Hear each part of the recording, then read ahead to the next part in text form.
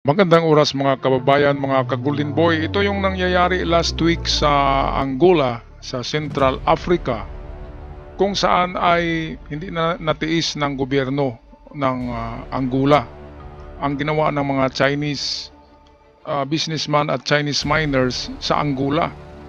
Kasi yumayaman ng mga inchik na ito dahil sa pagnegosyo diyan sa Angola, lalo na yung mga minero, ay limpak-limpak na diamond at mga ginto ang nakuha sa mina, pero ang sinisweldo sa mga minero na Angolians, mga Aprikano, ay kakarampot lang. Kaya napakayaman ng Angola sa minerals kasi nandyan ang ginto at diamond, pero sila pa rin yung halos numero unong pinaka-pobre, pinaka-dukha na bansa sa buong sanlibutan dahil dito sa mga inchik pala. Kaya ito hindi na natiis ang galit ng mga Angolans. Pati ang presidente nagsabi na you have 48 hours to leave the country. Kaya ito ang video atin na panoorin para kayo'y maniwala, mga kababayan. Violence recently broke out in southwestern Angola, with large crowds taking to the streets and looting businesses. Chinese-owned companies and shops were among the main targets of the unrest. On July 28th, a video surfaced showing a mob violently attempting to break into a Chinese business. The footage showed individuals lifting a workbench and forcefully smashing the door. The chairman of the local Chinatown said, Chinese-owned shops were definitely looted. It only took about half a minute for them to clear out an entire store. Ayan, so merong nangyaring unrest, civil unrest, protesta sa daan, at itong vandalism at looting, pagnanakaw. Pero ang nanikawan ay mga establishmento, mga negosyo ng mga inchik. Pati yung mga minero sumibat na eh. At balita natin ay merong 20 ka-Chinese ang binaril dahil sa kaguluhan na ito. Hindi gaanong nabalita to mga kababayan, mga ka-Golden Boy. Hindi ko to narinig dito eh. Palagi naman ako nakatingin sa ABS-CBN, GMA, UNTV at Frontline, pero wala silang balita na ganito eh. Kaya ito yung atin nakuha na video courtesy ng mga vlogger dyan sa labas. So ito na nga, may nagsabi nga itong vlogger dito na parang zombie apocalypse na Kasi ang dami-dami talagang Aprikano dahil sa nagugutom na, pobre sila, tapos yung kadahilanan ng kanilang pagkikaos dyan ay na-exploit sila nitong mga inchik. Ang mga inchik pa lang yumayaman sa Central Africa, sa Angola. Ang laki-laki ng mga establishmento.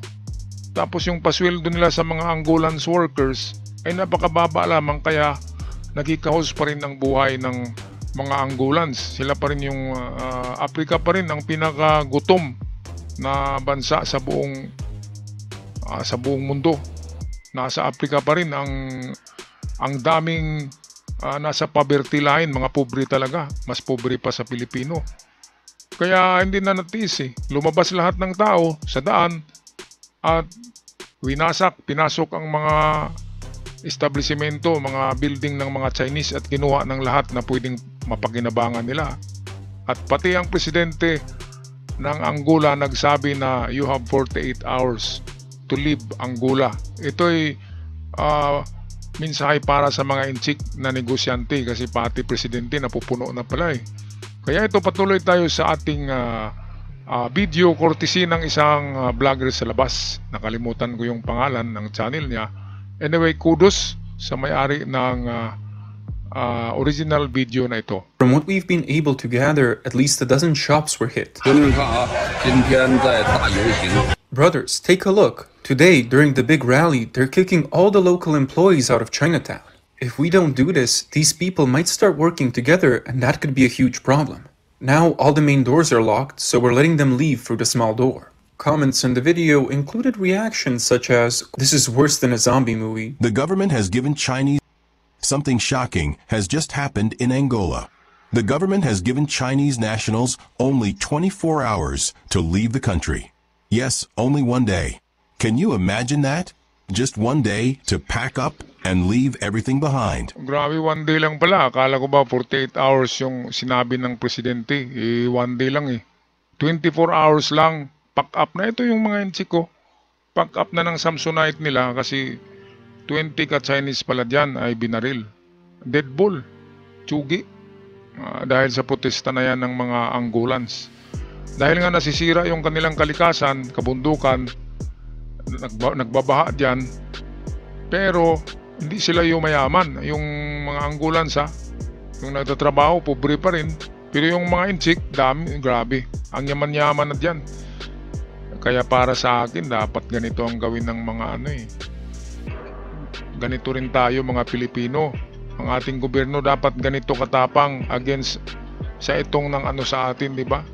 Kasi kung hindi lang tayo binubuli ng Chinese dyan sa WPS, ay okay lang naman na makahalubilo natin yung mga Inchik na yan.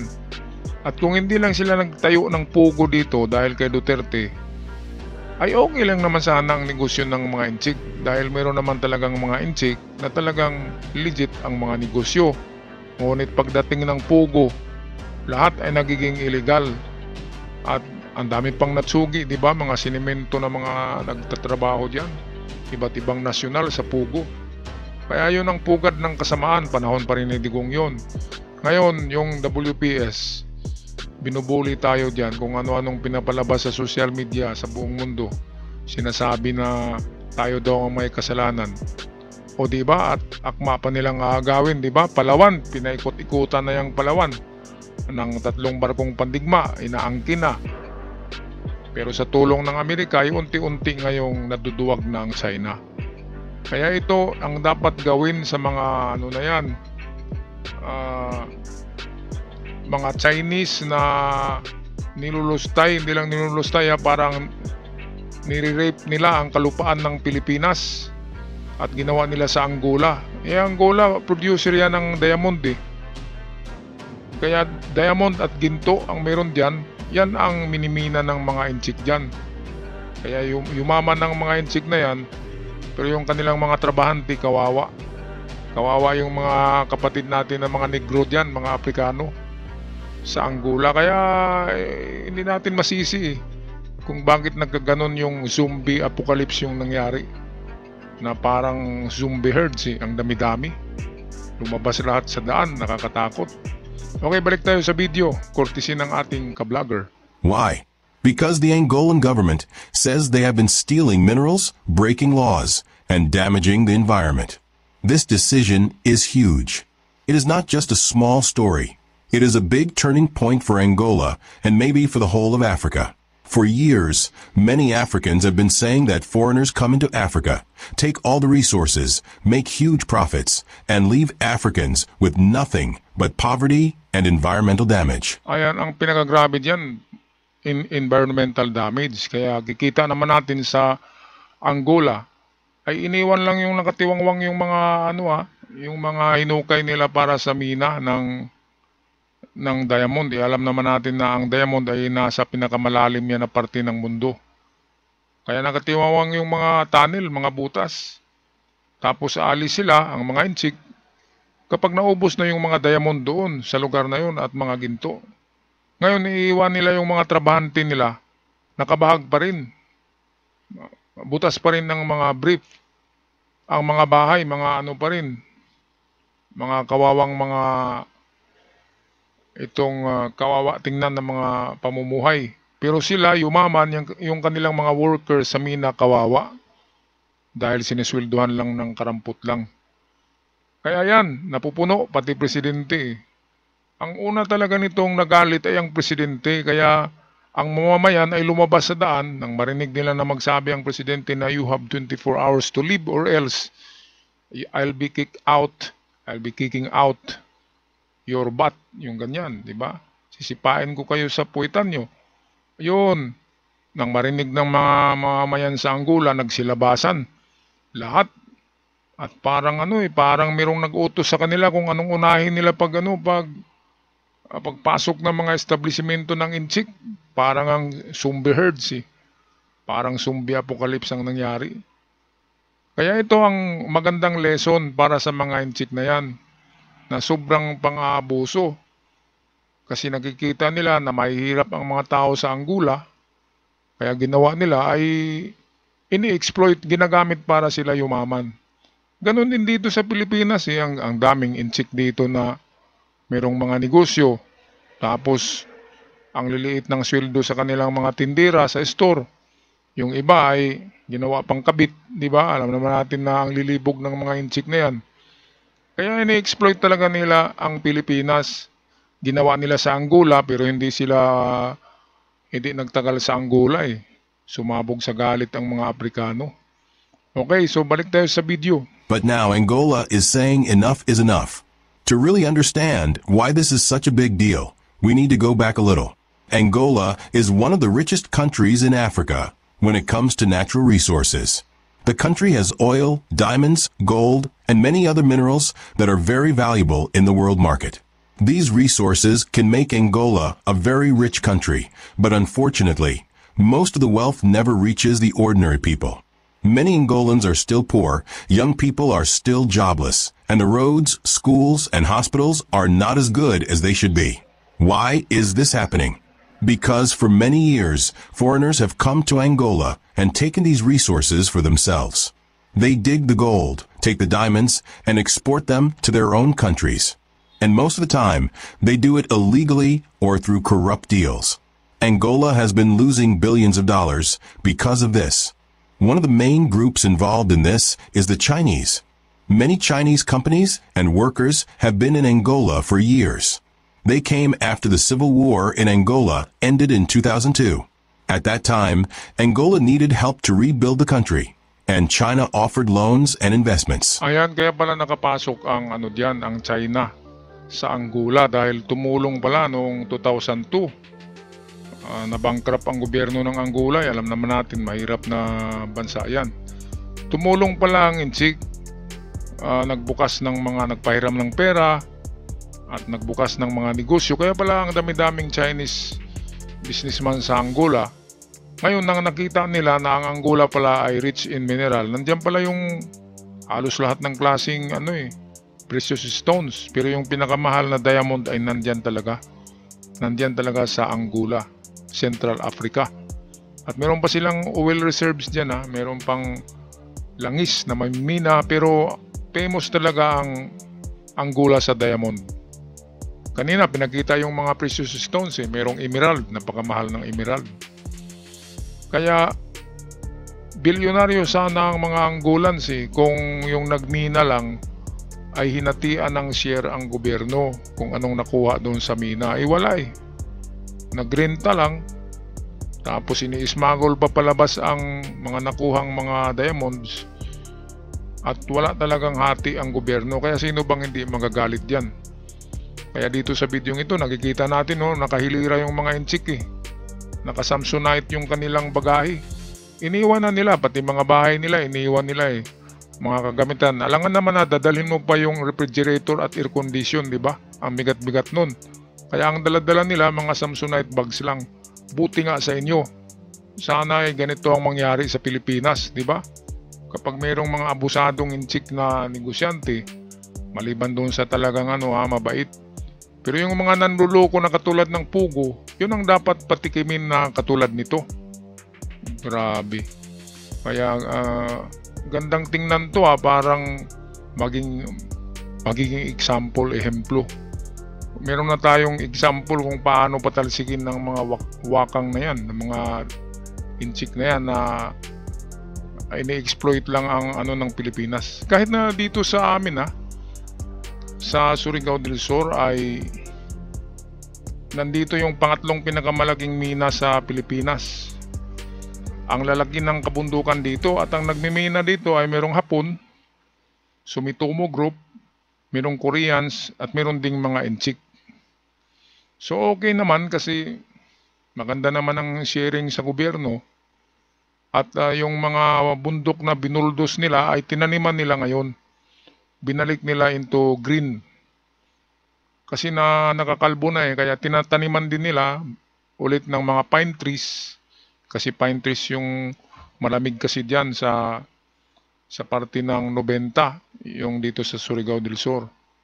Matataas kasi na bundok ito, minimina ng mga inchik, Koreano at Hapones.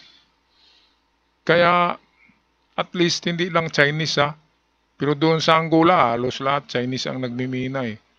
Kaya galit na galit talaga ang mga Angolans sa mga Chinese. Buti nga, di ba?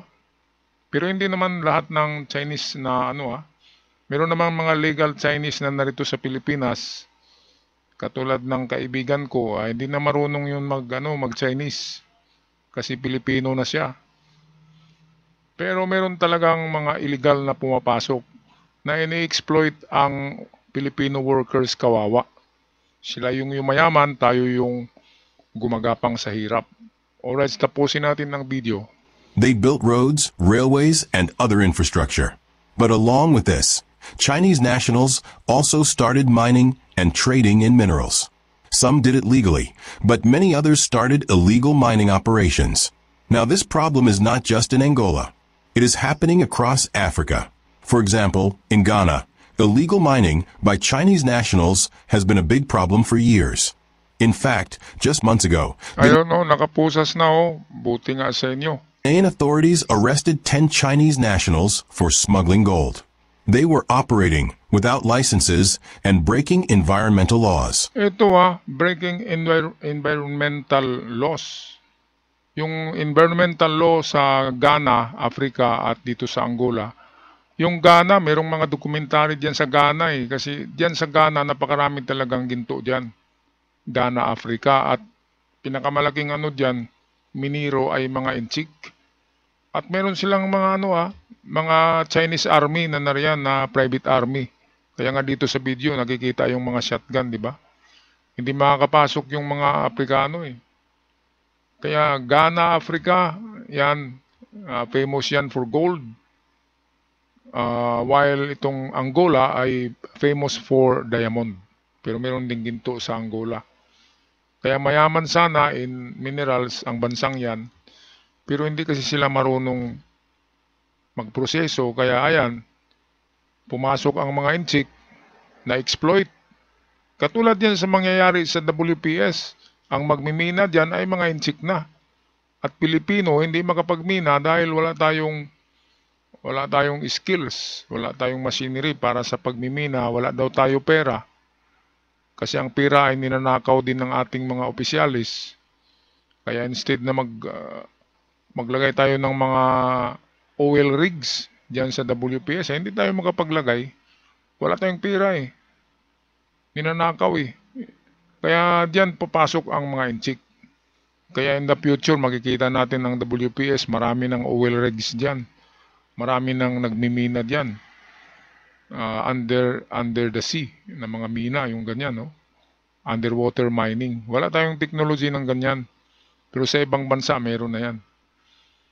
Kaya, ang Pilipinas ay dapat tayo mismo yung magmimina ng ating mga minerals na narito. Kasi kung matulad tayo sa Ghana, Africa, matulad tayo sa Angola, na kinukuha lang yung minerals tapos ini-export doon balik sa China. China lamang ang yayaman yan, hindi ang Africa. So, ganun din sa Pilipinas. Kapag sila yung nagmimina dyan ng kahit oil yung minimina, or sabihin natin deuterium, o kung ano pang minimina dyan, mga minerals, sa WPS, ang lahat ng yan ay, ang yaman dyan ay mapunta pa rin sa China. Kaya kawawa. Kaya ito ang example kung paano magalit ang mga Aprikano na sana ganito din sa Pilipinas. Wala nang ano-ano pa. Proseso ito sa, sabihin natin sa korte, yung pagpapaalis sa kanila. Ganon din, hindi yan mapapaalis. Yung mga kanyang mga minero. Kasi mga milyonaryo yan. Magbabayad lang yan, di ba? At yung kaso, ayos na. Alright, balik tayo sa video. And that was not the first time. It has been happening again and again. Rivers in Ghana have been polluted, farms destroyed, and local people left with nothing. The same story is playing out in many countries. Zambia, Zimbabwe, the Democratic Republic of Congo, and others. Chinese companies and individuals come in, take the resources, and leave a big mess behind. And while this is happening, local people remain poor. They watch their land being destroyed, and they don't even get jobs because most of the workers are brought from China. So Angola decided it had had enough. reports started coming out that Chinese nationals in Angola were also involved in illegal mining and resource laundering. Ayan, so nakita nyo yan mga kababayan. No? Anong nangyari diyan sa Angola? O, tingnan nyo yan, no? Sirang-sira yung kalupaan eh. Imbis na nga wala nga silang mga kahoy diyan, eh binubuldos pa. Ilalong namamatay yung mga ano diyan, vegetation. At iniwan, no? Hindi man lang pinatag yung lupa, grabe. Mga inchik yan ha. At hindi naman ako nagsabi ng vlog na ito. Ito'y nakuha lang natin sa nag-vlog dahil sa nangyayari nung nakaraang linggo sa Angola. Na ano eh, parang bulkan na sumabog yung galit ng mga Angolans sa mga inchik dahil nga hindi na nila matiis eh. Kaya no, kaya yan no, impake ang mga chikwa oh. Oh, impake. Oh, labas na ng Angola. Buti nga sa inyo. Mga walang iya kayo, hindi man lang kayo nagsweldo ng maayos sa mga kawawang Aprikano. Yung pangit-pangit pa ng mga muka ng mga Aprikano, lalo yung pinapangit eh. Kaya yan tuloy. Ayan, uwi kayo ngayon. Hagulhol kayo sa iyak. Buti nga nagaganti ang mga Angolans eh. Ang mga Pilipino, ewan ko lang kung nagaganti na ba tayo sa ginagawa ng mga inchik sa atin. Hindi lahat ng inchik kasi marami ang mabait na inchik. Ang problema kasi ay na stereotype na ito, na kapag chikwa ay magalit tayo kasi ano eh, dahil yan sa WPS. Kaya sa mga inchik na mga Pilipino na talaga ay dapat magpakita kayo ng suporta sa Pilipinas at puso para sa Pilipinas. Huwag kayong magsalita na doon kayo papanig kakampi sa China dahil kayo'y laing inchik. Hindi, kasi kayo narito sa Pilipinas at dito kayo yumaman, kaya dito kayo magpasalamat sa gobyerno sa Pilipinas. Hindi doon kay Xi Jinping na mukhang ano eh, mukhang mongoloid. Alright, anong masasabi niyo mga kababayan sa balitang ito na nangyayaring civil unrest or apocalyptic incident diyan sa Angola? Parang zombie apocalypse eh. Kayo ba'y katulad sa naisip ko na ganyan ang sample na maganda? Okay, at sa mga bago pa lamang sa channel, huwag kalimutan mag-subscribe para palagi tayong updated at lalago ang ating YouTube channel. Hanggang sa muli, maraming salamat. God bless the Philippines. At God bless din sa mga tao dyan sa Angola. Hanggang sa muli, paalam.